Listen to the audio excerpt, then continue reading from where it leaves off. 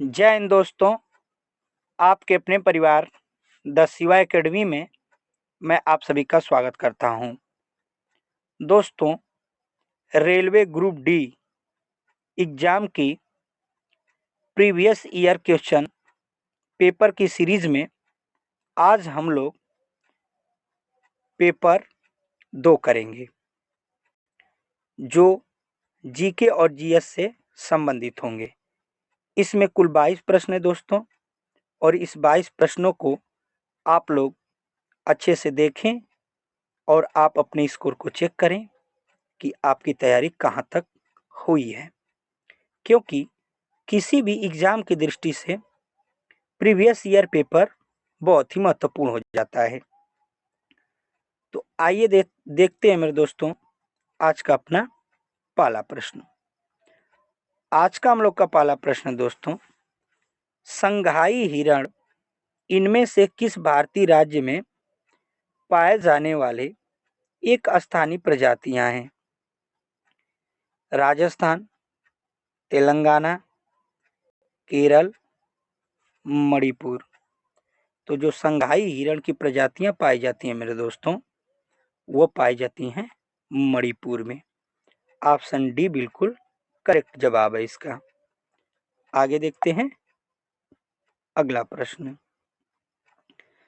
दोस्तों, इस सेशन में लास्ट तक बने रहें, क्योंकि प्रीवियस ईयर किसी भी एग्जाम की दृष्टि से बहुत ही महत्वपूर्ण हो जाता है। दूसरा प्रश्न है, चुंबकीय क्षेत्र के अंदर स्थित धारावाही चालक पर लगने वाला बल ज्ञात करने के लिए प्रयुक्त फ्लेमिंग के बाएं हाथ के नियम के अनुसार अंगूठा और तर्जनी क्रमशः किस दिशा को आरोपित करते हैं? आंसर है मेरे दोस्तों, 4 ऑप्शन दिख रहा होगा आपको। कह रहा है कि जो फ्लेमिंग के नियम है मेरे दोस्तों, उसमें जो अंगूठा होता है और तर्जनी उंगली होती है, वो किस दिशा को बताती है? तो वह बताती है मेरे दोस्तों बल और चुंबकीय क्षेत्र को। अंगूठा बल की दिशा को बताता है और तर्जनी चुंबकीय क्षेत्र की दिशा को बताती है। आगे चलते हैं अगले प्रश्न पर। निम्न में से कौन सा भाग पौधों में गैसीय विनिमय में सहायक होता है? रक्षक कोशिकाएं, केंद्र, कोशिका झिल्ली या रंध्र? तो इसमें जो सहायक होता है मेरे दोस्तों, वह सहायक होता है रंध्र। क्या सहायक होता है? रंध्र सहायक होता है। आगे चलते हैं अगले प्रश्न पर। मानसीन पृथ्वी पर स्थित सर्वाधिक नम स्थान है, यह किस पहाड़ी में स्थित है? मानसीराम वह क्षेत्र है मेरे दोस्तों जहाँ सबसे ज्यादा बारिश होती है और वहाँ की भूमि बहुत नम होती है, आर्द्र होती है। बताइए उस किस पहाड़ी पर पाया जाता है? महादेव पहाड़ी, लुसाई पहाड़ी, राजमहल पहाड़ी या खासी पहाड़ी पर? तो मानसीन राम जो है मेरे दोस्तों, वह खासी पहाड़ी पर स्थित है। ऑप्शन डी इसका करेक्ट आंसर है। आगे चलते हैं अगले प्रश्न पर। 1876 में भारत की राष्ट्रीय आय का प्रथम आकलन किसने तैयार किया था? William Digby, V R V Rao, Dadabhai Naoroji या पंडित जवाहरलाल नेहरू? तो प्रथम राष्ट्रीय आय का जो आकलन करने वाले व्यक्ति थे मेरे दोस्तों, वह थे दादा भाई नौरोजी। सी इसका करेक्ट आंसर है। आगे देखते हैं अगला प्रश्न, प्रश्न नंबर 6। मनुष्य के पाचन तंत्र में होने वाली कौन सी क्रिया गंदगी पर साबुन के पायसीकरण की क्रिया के समान होती है? इसका जो सही आंसर हो जाएगा मेरे दोस्तों, वह हो जाएगा बी हो जाएगा कि पित्त रस द्वारा बड़ी वसा गोलिकाओं को छोटी गोलिकाओं में विघटित किया जाना इसका करेक्ट आंसर होगा। आगे देख लेते हैं अगला प्रश्न। कह रहा है अनुच्छेद 279A इनमें से किस संवैधानिक निकाय से संबंधित है? यहाँ किस रहेगा दोस्तों, की नहीं रहेगा, किस संवैधानिक निकाय से संबंधित है? वस्तु एवं सेवा कर, यूपीएससी, भारतीय निर्वाचन आयोग या वित्त आयोग? तो जो आर्टिकल 279A है मेरे दोस्तों, वह संबंधित है वस्तु एवं सेवा कर से। ये इसका बिल्कुल सही आंसर हो जाएगा। आगे देखते हैं अगला प्रश्न।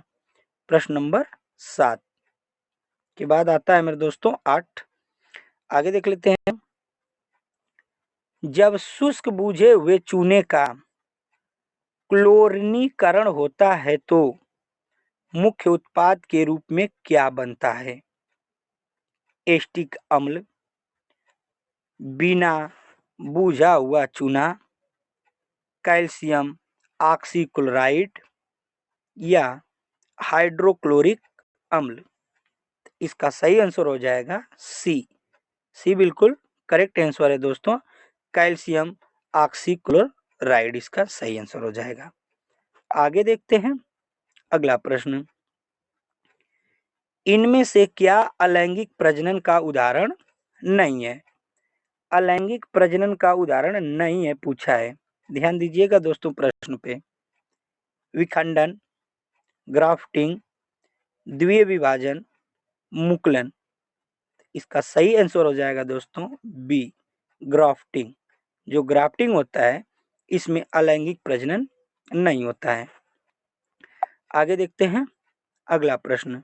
प्रश्न नंबर 10।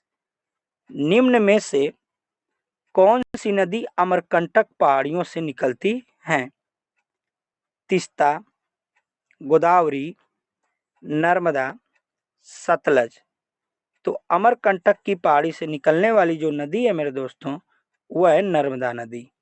याद रखिएगा, नर्मदा नदी इसका सही आंसर है। अगला प्रश्न। भारतीय संविधान के किस भाग में केवल एक अनुच्छेद 51A है जो नागरिकों के लिए 11 मौलिक कर्तव्यों की संहिता से संबंधित है? इसका सही आंसर हो जाएगा दोस्तों भाग 4A। भाग 4A होता है दोस्तों जो 11 मौलिक कर्तव्यों की संहिता से संबंधित है। आगे देखते हैं अगला प्रश्न। नवरोज त्योहार किस धार्मिक समुदाय से संबंधित है? होगा नहीं दोस्तों, है पूछा है इसमें। क्या नवरोज त्योहार किस धार्मिक समुदाय के लोग मनाते हैं?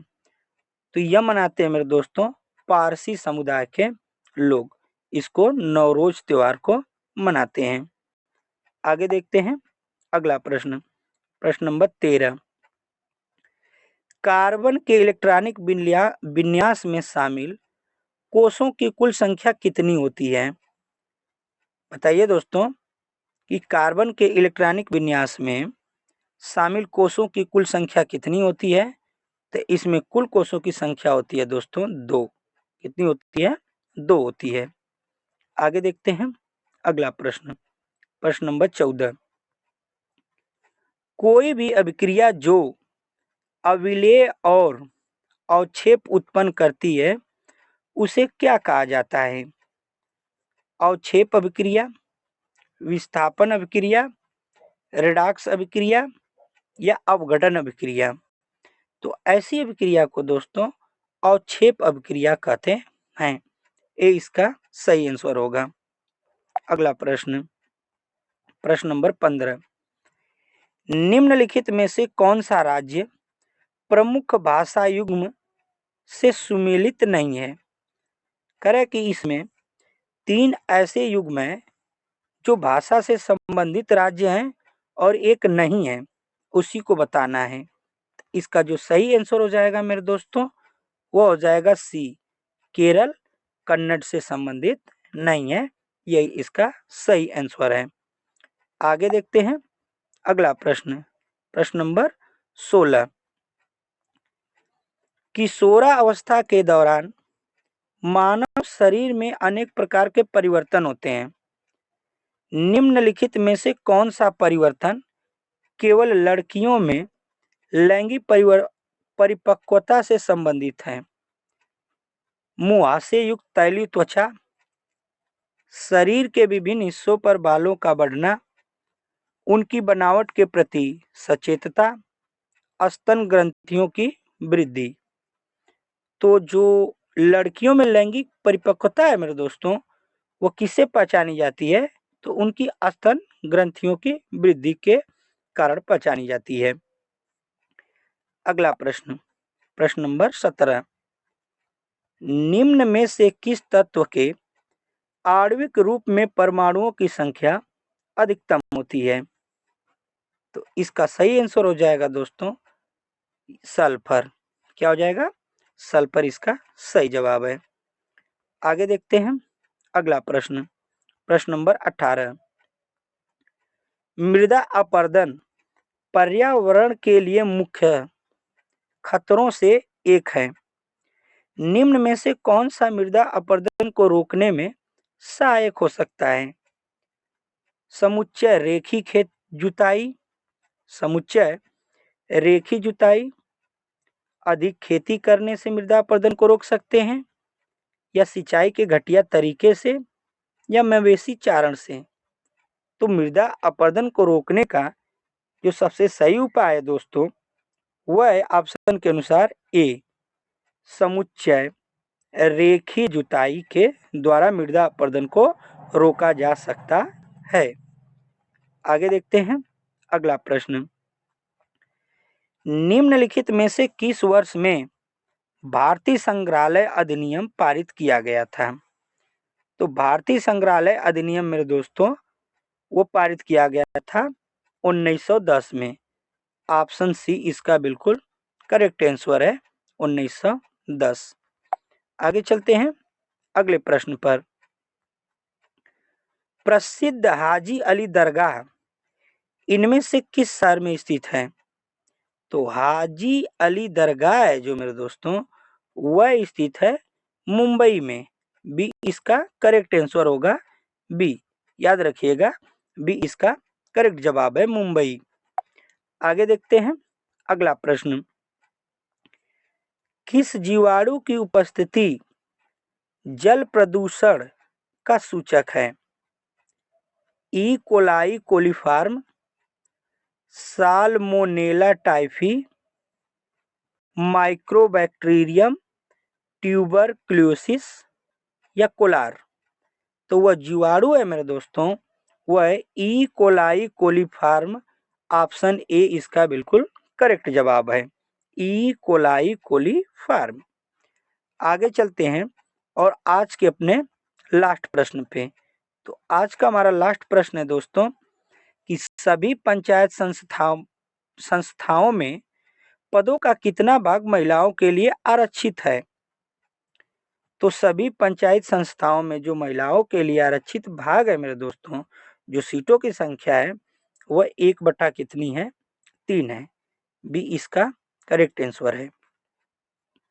तो यह रहे मेरे दोस्तों प्रीवियस ईयर के 22 प्रश्न, जो मैं ग्रुप डी के जितने भी जीके जीएस के 99 शिफ्ट में प्रश्न आए दोस्तों, उन सभी को लेकर एक सीरीज करा रहे हैं दोस्तों, जो कि बहुत ही महत्वपूर्ण है। और आपका स्कोर कितना रहा दोस्तों, इसको ज़रूर बताइएगा। और चैनल पे नए हैं मेरे दोस्तों तो चैनल को सब्सक्राइब कर लें, बेल आइकन की घंटी को प्रेस कर लें तथा ज़्यादा से ज़्यादा शेयर करें। तो मिलते हैं अगले वीडियो में, तब तक के लिए धन्यवाद। जय हिंद।